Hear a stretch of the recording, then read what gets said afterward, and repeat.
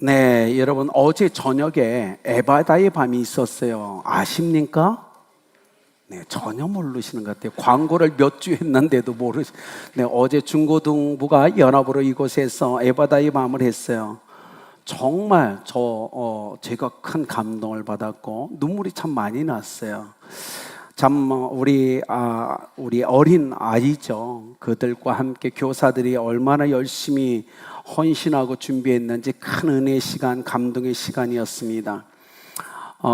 사회 보는 친구가 저한테 질문했어요. 그 LED 옷을 입고 춤춘 게 어땠냐고. 제가 한마디 했어요. 형편없었어. 그랬더니 놀라는 거예요. 아니에요. 정말 은혜로웠어요. 특히 제가 어제 중부도구 에바다의 밤을 하면서 가장 가슴에 감동을 주었던 건 간증이었어요. 고3 우리 학생이 간증을 했죠. 여러분이 누군지는 다 알겠지만 그가 이렇게 간증합니다. 모태신앙이고 열심히 신앙생활 했는데 하나님을 있는지 잘 모르겠다는 거예요. 근데 어린 나이에 아빠가 먼저 소천하셨어요. 마음에 아빠의 빈 공간 때문에 너무 힘들고 아프고, 그래서 항상 어떤 때는 눈물이 나고, 그런데 시간이 지나는데 어느 날 갑자기 자기 마음속에 하나님의 음성이 들렸다고 얘기합니다. 하늘에 하나님이 아버지로 계신데 왜 그렇게 힘들어 하냐고. 그게 마음속에서 이렇게 음성이 들리자 믿음이 확 생기면서, 그렇지, 하나님이 아버지인데 그동안의 모든 아픔과 그 고통이 전부 사라졌대요. 그날 이후로 지금까지 먼저 보낸 아빠에 대한 상처와 아픔이 없다고 고백합니다. 저는 그 간증을 들으면서 이렇게 생각했어요. 하나님 감사합니다. 저 어린 나이에 저 인생에 하나님이 함께하는 흔적을 남겨주셔서 감사합니다. 제가 앞으로 걸어갈 인생의 길에 그 흔적을 볼 때마다 그는 다시 일어날 거예요. 그리고 힘있게 그 믿음의 삶을 살아갈 겁니다. 그래서 그 간증을 받으면서 너무 제가 감동을 받았어요. 우리 아름답게 모든 우리 다음 세대가 그런 하나님의 어루만지심에 대한 흔적, 하나님을 만난 흔적들이 아주 선명했으면 좋겠다. 그래서 그가 걷는 믿음의 걸음을 기도로 응원해 주었습니다. 여러분, 바울 사도가 고린도 교회 편지를 쓰면서 고린도후서 13장에 이렇게 얘기합니다.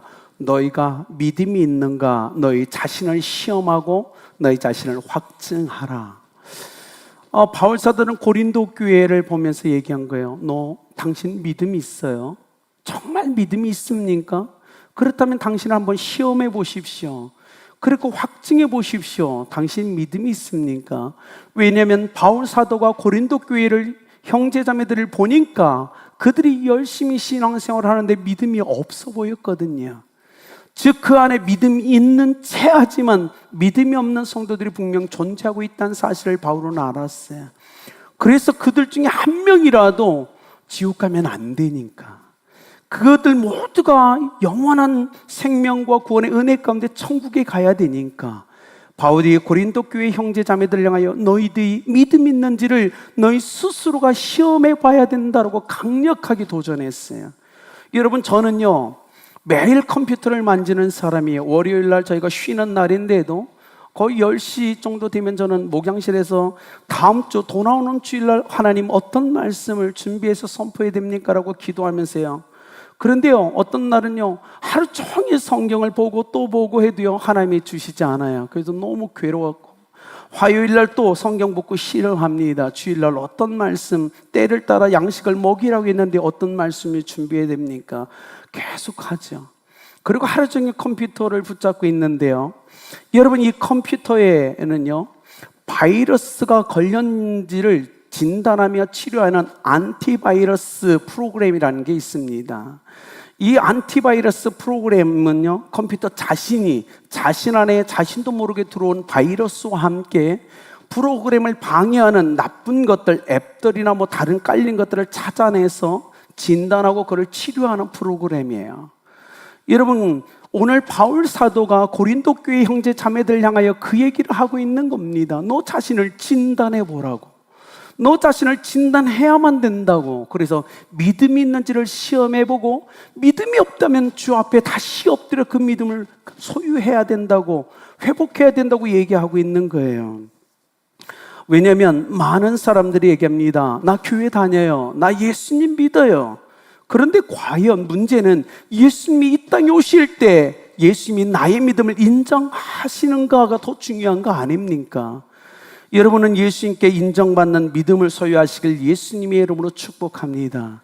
내가 믿어요. 정말 중요한 겁니다. 그러나 더 중요한 건 주님이 나의 믿음을 인정할 수 있는가도 굉장히 중요한 거예요. 그래서 초대교회 성도들은 끊임없이 자기의 삶에서 자기가 믿음이 있는지를 시험하면서 인생을 살아갔다는 거예요. 어떻게요? 어떻게 자신들의 믿음을 시험했을까요? 예수님이 가르쳐준 말씀이요. 너 나를 위해서 돈을 버려야 한다면 돈을 버릴 수 있겠니? 너 나를 위해서 너의 직업을 포기해야 된다면 포기할 수 있겠니? 너 나를 위해서 박해를 받아야 된다면 복음을 위해서 박해를 받을 수 있니? 거센 풍랑이 너의 인생에 몰아칠 때 너 나를 위해서 그 폭풍 속으로 뛰어들 수 있니? 너 나를 위해서 그럴 수 있니? 주님의 이 음성 앞에서 초대교회 모든 성도들은 자신의 믿음을 끊임없이 시험해 봤어요. 나는 그럴 수 있는가? 나는 그 믿음이 있는가? 그것이 그들의 삶의 거룩한 십자가였죠. 그런데 이 시대를 보면 너무 죄송스럽지만 정말 좋으신 분이 굉장히 많지만 일부의 어떤 사람들은 인생을 살면서 주님이 지라한 십자가를 슬쩍 옆에 제쳐놓더라고요. 제껴놓고 삶을 사시더라고요. 그러면서 편안하다고 얘기하더라고요. 아닙니다. 주님이 이 땅에 오실 때 우리의 삶에 철저하게 주님은 십자가를 볼 수 있어야 됩니다. 주님이 지라고 온 십자가 위에서 우리는 인생을 맞이해야 됩니다. 그러니 제발 십자가를 제쳐놓으시면 안 됩니다. 끊임없이 그 십자가를 지고 주님과 동행하다 그 십자가를 진 채로 주님을 만나야 되는 게 그리스도인의 삶이라는 거예요. 그런데요, 이 믿음을 어떻게 할 수 있을까요? 제가 짧은 인생을 살면서 보니까 믿음이란 건 우리의 삶에서 어떤 일에 대한 선택과 결정을 통해서 믿음이 드러나더라는 겁니다. 주님이 이 땅에 오실 때 아마 여러분을 향해서 그래도 참 이성적으로, 참 합리적으로, 참 계산적으로, 참 과학적으로 잘 살았구나라고 칭찬할까요? 아닐 겁니다. 주님이 이 땅에 오시는 날 여러분에게 이성적으로, 계산적으로, 합리적으로, 과학적으로 잘 살았는지에 대한 질문은 안 하실 거예요. 주님이 오직 여러분에게 이렇게 질문할 겁니다. 너 믿음으로 살았니? 라고 질문할 겁니다. 이 질문 앞에 우리는 대답할 준비를 하며 인생을 살아가야 됩니다. 예, 주님, 지금 21세기에 다시 계몽주의가 일어나고 이성주의에 빠져있는 교회가 아니라 이성적, 과학적, 합리적, 그렇게 계산적 삶이 아니라 아름다운 께 성도들은 오직 믿음으로 산 후에 주님, 네, 믿음으로 살았습니다라고 고백할 수 있는 것, 그것이 우리가 취해야 될 거예요. 그렇다고 해서 이성과 합리적이고 계산적이고 과학적인 걸 버려라, 포기해라, 나쁜 거다, 그 얘기가 아니에요. 그건 기본이에요. 우리 인생은 그렇게 그 위에 디자인되어 있어요. 그러나 그 삶 위에 우리는 언제나 무엇인가를 결정하고 선택할 때는 믿음으로 결단하고 선택하고 결정해서 하나님께 영광을 올려드려야 된다는 사실입니다. 여러분에게 그런 믿음이 오늘 함께하길 예수님의 이름으로 축복합니다. 한영구라는 목사님이 계셨어요. 한영구 목사님. 젊었을 때는요, 교회를 다니는데 구원의 확신이 안 생기는 거예요. 구원의 확신이 없었어요. 그래서 심한 갈등을 했죠. 교회 가야 돼? 말아야 돼? 예배를 드려야 돼? 말아야 돼? 왜? 구원의 확신이 없으니까. 그래서 한 번은 부흥회를 참석했어요. 그리고 기도하기 시작합니다. 하나님, 제가 정말 구원받았나요? 제가 정말 구원받았나요? 그걸 어떻게 알 수 있죠? 하나님, 증거 좀 보여주세요. 막 부흥회 때 뜨겁게 기도했어요. 하나님, 저 구원받은 거 맞아요? 어떻게 그걸 알 수 있죠? 증거 좀 보여주세요. 그런데 갑자기 누가 뒤통수를 딱 때리더래요. 기도하다 깜짝 놀라 뒤를 쳐다보는데 아무도 없는 거예요. 그래서 다시 이상하다. 다시 기도했어요. 하나님, 저 구원받은 거 맞아요? 어떻게 알죠? 증거 좀 보여서 막 기도하는데 다시 한번 누가 뒤통수를 딱 때리더래요. 딱 때리니까 아무도 없대요. 근데 그때 하나님의 음성이 들리더래요. 그렇다면 그런 줄 좀 말지. 뭐 그렇게 말하면. 우리 교회 구원의 확신이 없는 사람에게 주님이 딱 뒤통수 2대만 딱 때리셔서, 여러분이 구원의 확신을 갖고 인생을 살 수만 있다면 주님이 딱 2대, 네, 뒤통수. 네, 여러분 중요한 건 거예요. 나에게 믿음이 있는가예요. 구원은 믿음과 연관되어 있는 겁니다. 내 믿음을 우리는 끊임없이 기억해야 돼요. 여러분, 인생에서 가장 고통스러운 게 뭔지 아세요? 인생에서 가장 고통스러운 건요, 바로 젊은 우리의 어린 자녀가 부모님보다 먼저 죽는 거예요. 내 젊은 자식이 나보다 먼저 죽는 게 인생에서 가장 큰 고통이라고 얘기합니다. 그런데 그거보다 더 큰 고통이 뭔지 아세요? 그거보다 더 큰 고통은 하나밖에 없는 독자가 죽은 고통이에요. 그런데 오늘 성경에 바로 그 이야기, 그 사람이 등장합니다. 야이로는 회당의 행정을 책임지고 있는 사람이었어요. 그런데 유일한 한 딸, 12달 먹은 사랑스러운 그 딸이 시름시름 앓기 시작합니다. 지금까지 편안하게 살았어요. 나이 40에 행정관이 되어 부도 누렸고 사회적 지위도 누리면서 살고 있었어요. 근데 딱 외동딸이 죽을 병에 걸린 겁니다. 경제적 여유가 있으니 얼마나 많은 의사를 찾아다녔겠어요. 그리고 자녀, 그 딸을 보여주겠죠. 근데 어느 누구도 그 딸을 치유해내지 못했어요. 너무 큰 아픔, 너무 큰 고통. 여러분, 이렇게 고통스럽고 아픈 자녀가 앞에 있는데 어떤 부모가 그 자녀에게, 얘야, 인생은 한번 죽는 거야, 그러니 그대로 받아들여, 이럴 부모 있어요? 없잖아요. 우린 다 알아요. 한 번 죽는 건 사람에게 정한 이친 걸 다 알지만, 내 사랑하는 이 어린 딸이 죽는 걸 보면서 너 그대로 그걸 받아들이라고 얘기할 사람은 한 명도 없다는 거 아닙니까?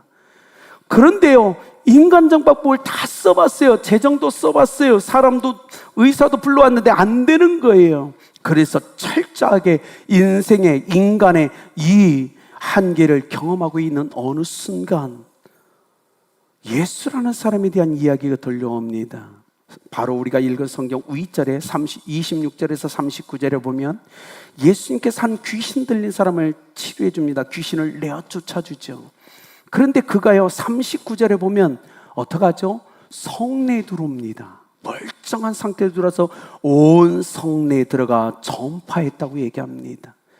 그가 어쩌면 귀신 들린 그가 예수님을 만나고 귀신을 내어쫓기는 은혜를 경험하니 성에 들어와서 떠들고 다니는 그 얘기를 야이로는 들었을 겁니다. 그래서 잠시 후에 그 나사렛 예수가 가버나움에 다시 들어온다는 그 이야기를 듣고 그는 바닷가를 향해서 질주하기 시작합니다. 끊임없이 질주해요.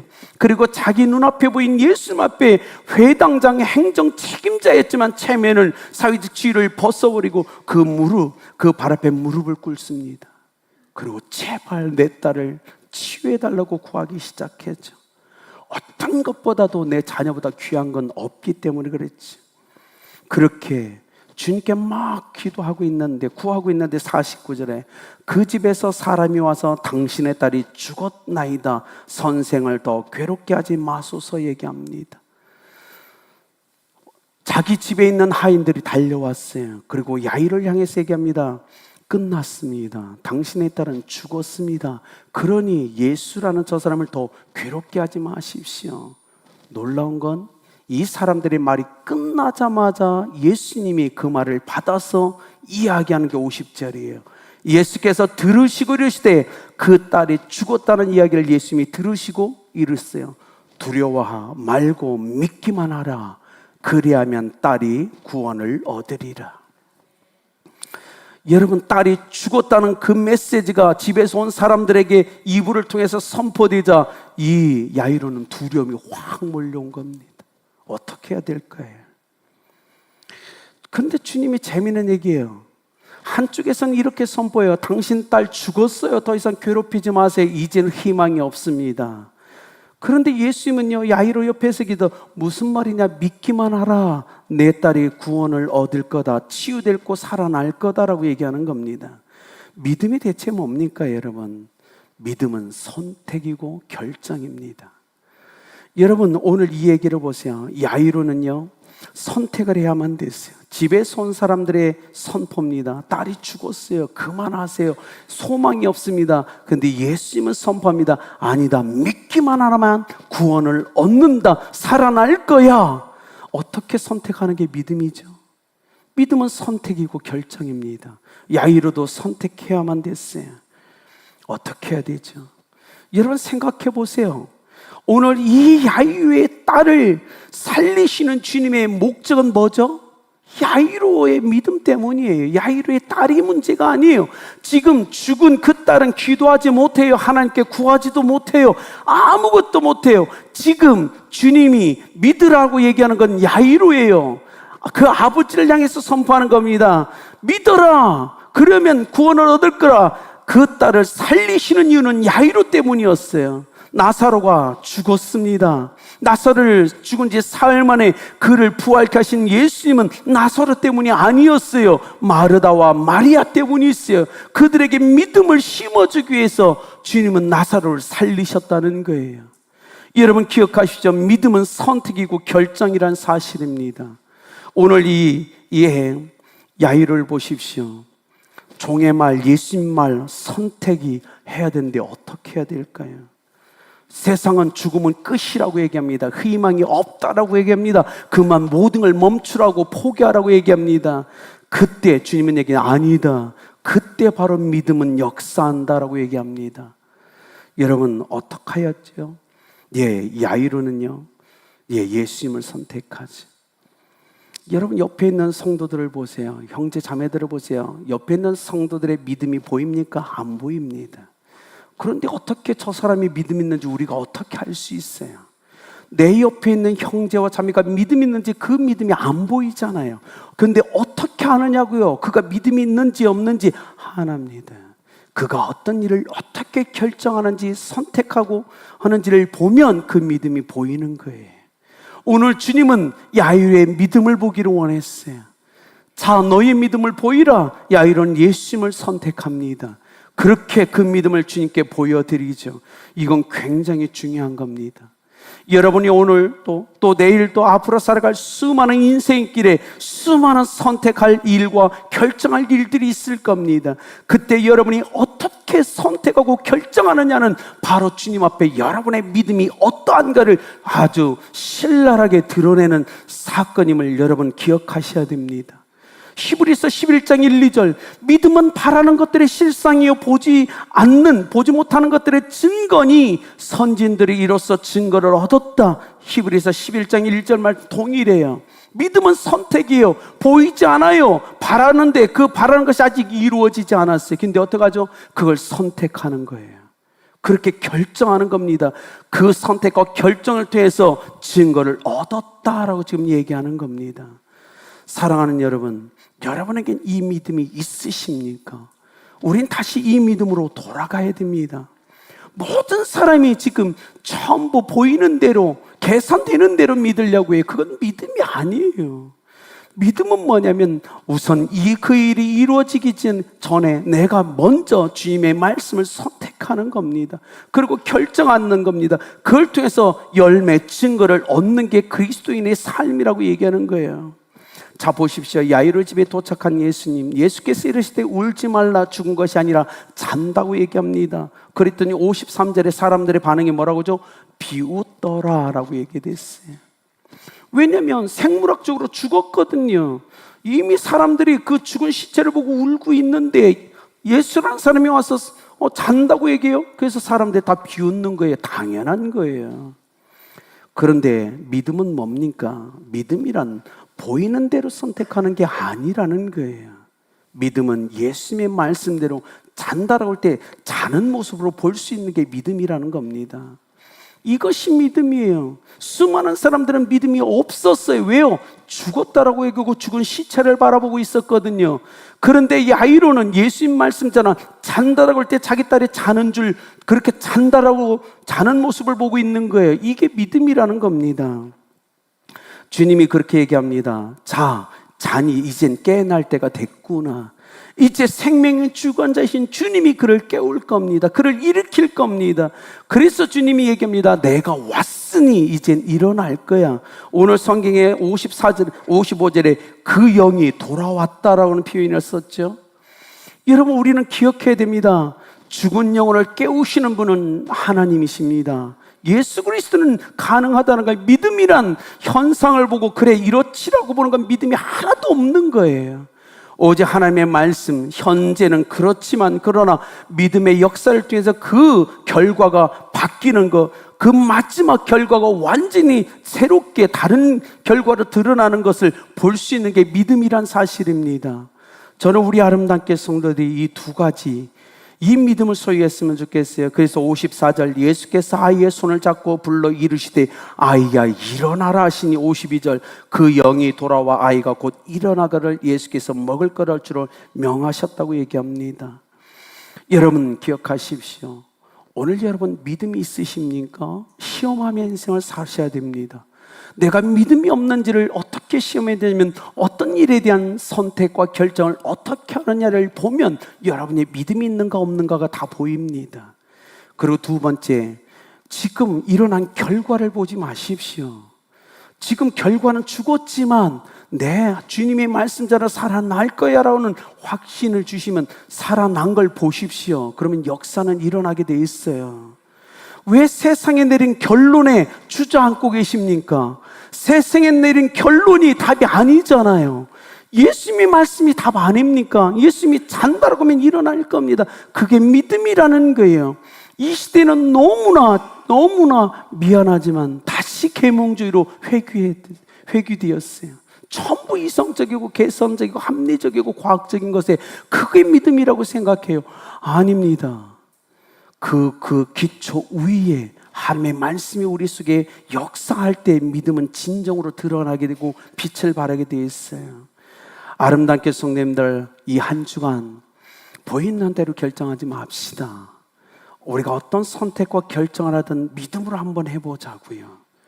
그리고 그 결과가 지금 세상이 말하는 결과일지라도 우린 믿음으로 아니 그거 바뀔 거야, 하나님이 역사할 거라고 한번 선포해 보자고요. 그리고 이 시대에 그렇게 하나님을 경험해 가야 될 거 아닙니까? 결론을 맺을까요? 위대한 과학자였던 아인슈타인이 있죠. 그는 젊을 때 예수님을 믿지 않던 사람이었어요.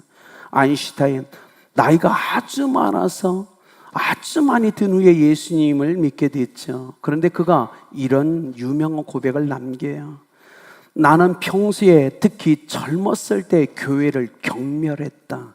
교회를 무시했다. 그러나 내 조국 독일이 어두워졌을 때, 그리고 나치의 핍박 아래에 있을 때 내가 경멸하고 무시했던 교회는 우리 민족의 유일한 소망이었고 사람들의 안식처였다.